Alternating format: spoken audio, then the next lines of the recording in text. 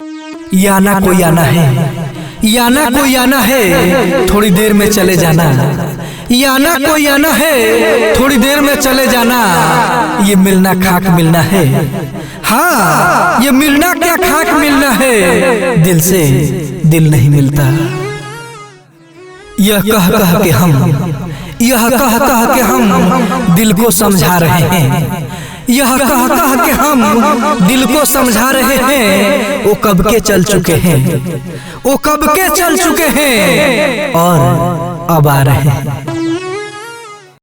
पापा कर तुमको खो दिया, पापा कर तुमको खो दिया, यादों की दौलत पाई है। पापा कर तुमको खो दिया, यादों की दौलत पाई है। चंद कागज हाथ में लगे, चंद कागज हाथ में लगे, बस साथ में तन्हाई है।